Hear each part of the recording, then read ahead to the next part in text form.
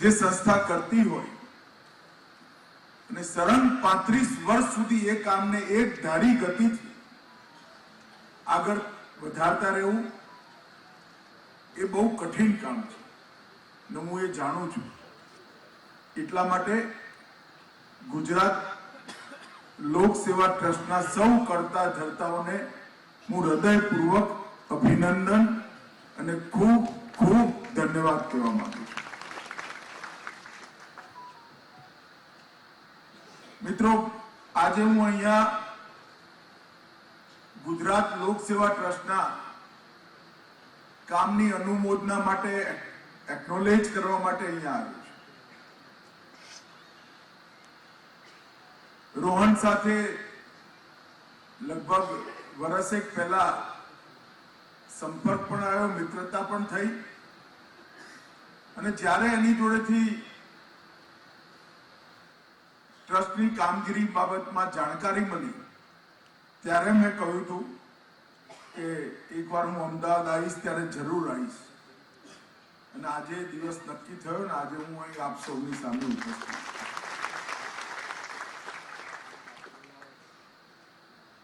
મેં અનેક સાર્વજનિક ભાષણોમાં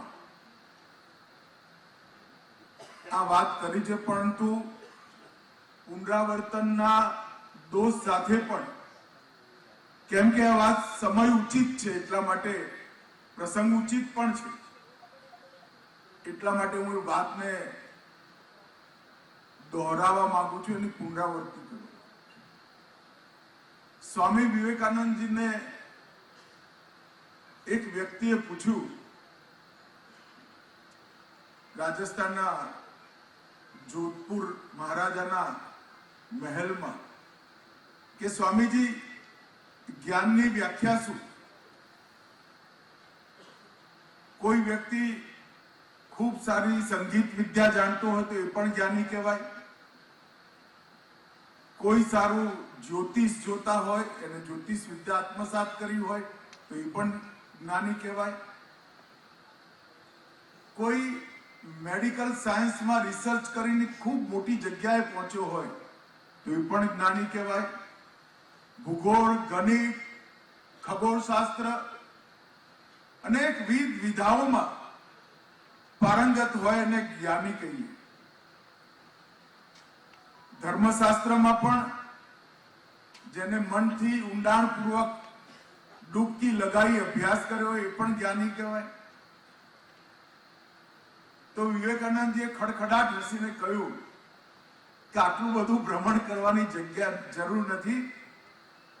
જ્ઞાન ફક્ત 4 અક્ષરની અંદર સમાયેલું છે.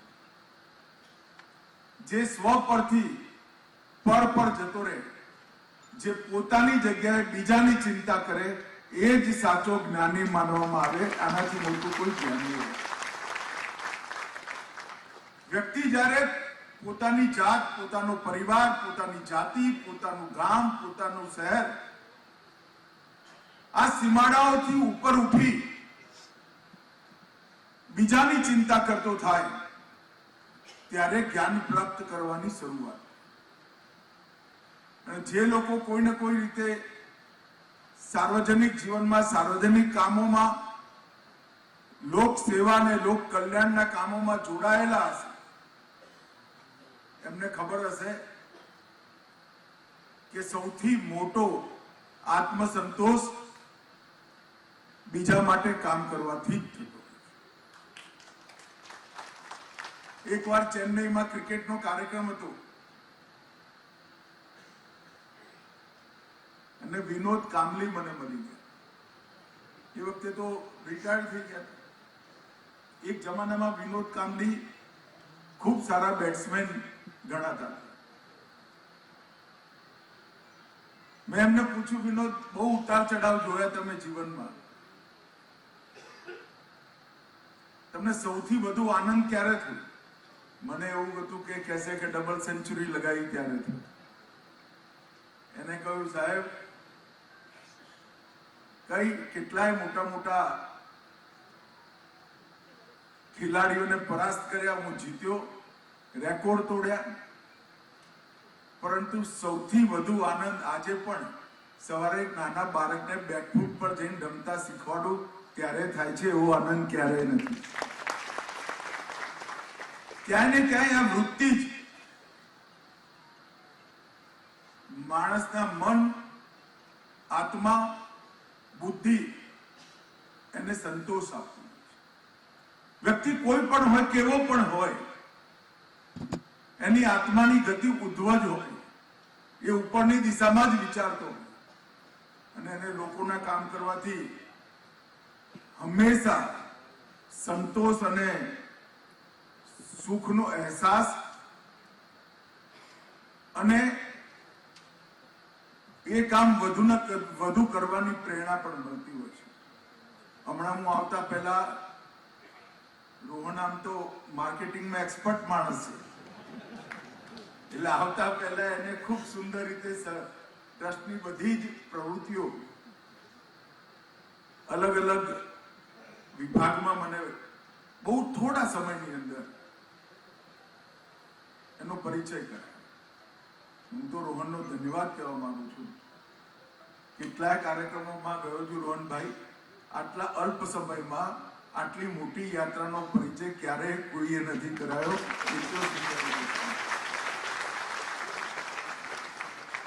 જરૂરતમંદ વિદ્યાર્થીઓની મદદ કરવી, દિવ્યાંગોના કલ્યાણ માટે, એનું જીવન સરળ થાય એ માટે સહાયક સાધનો દેવા, નિઃશુલ્ક નિદાન અને નિઃશુલ્ક સહાયતા, રોગીઓની ચિકિત્સાની સહાયતા, સરકારની બધી જ લગભગ 350 યોજનાઓમાં માધ્યમ બની સ્વયંસેવકોના માધ્યમથી એના ઘરે પહોંચી બધી યોજના જોડે એનું એટેચમેન્ટ, એલાઇનમેન્ટ, રજીસ્ટ્રેશન કરાવવું અને લગભગ 34 વર્ષમાં 5 લાખથી વધુ લાભાર્થીઓના જીવનમાં કંઈક ને કંઈક મદદ કરવાનું કામ આ લોક સેવા ટ્રસ્ટે કર્યું.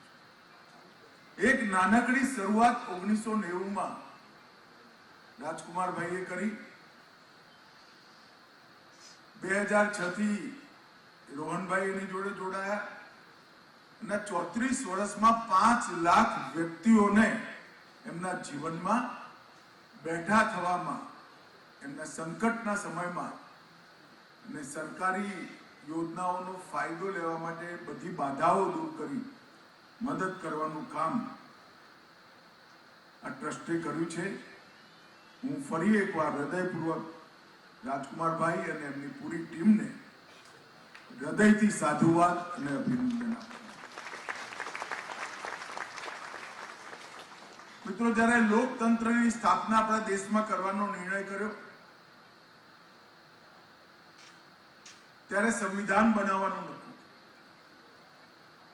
દેશભરના બધા જ સ્ટેટની અંદરથી, બધા જ રાજ્યોની અંદરથી લગભગ બધી જાતિઓ, બધી પોલિટિકલ પાર્ટીઓ અને બધા ધર્મના પ્રતિનિધિઓ મળી આપણી બંધારણ સભા બની અને રાજ્યનો ઉદ્દેશ નક્કી કરવા માટે ચર્ચા થઈ.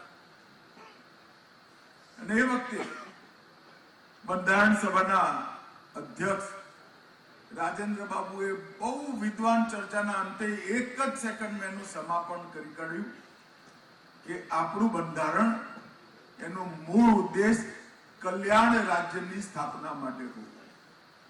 દરેક વ્યક્તિનું કલ્યાણ થાય, દરેક વ્યક્તિનો સમવિકાસ થાય અને દરેક પરિવાર સન્માન સાથે જીવી શકે એવા પ્રકારના રાજ્યની રચના કરવાનો મૂળ ઉદ્દેશ આપણે નક્કી કર્યો.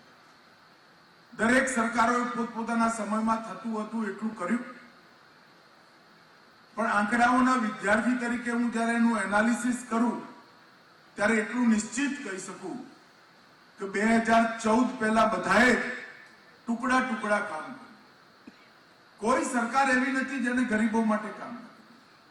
દરેક સરકારે ગરીબોને ઘર બનાવવાની યોજના લાયા, એને આગળ વધારી, પીવાના પાણી પહોંચાડવાની પણ વાત કરી, ગેસનું સિલિન્ડર, આરોગ્યની સુવિધાઓ, ફ્રી રાશન, આ બધી જ વાત કરી, પરંતુ કોઈ સરકારે દેશને આનાથી મુક્તિ અપાવવાની વાત નથી. 2014માં દેશની જનતાએ નરેન્દ્ર મોદીજીને વડાપ્રધાન બનાયા અને નરેન્દ્ર મોદીએ દેશની સામે સંકલ્પ કર્યો, એક પણ ઘર એવું નહીં હોય જ્યાં ટોયલેટ નહીં, એક પણ વ્યક્તિ એવો નહીં હોય જેની જોડે ઘર નહીં હોય, એક પણ વ્યક્તિ એવો નહીં હોય જેની જોડે ગેસ નહીં હોય, કોઈ પણ વ્યક્તિ એવો નહીં હોય જેને ભૂખ્યા સૂઈ રહેવું પડે.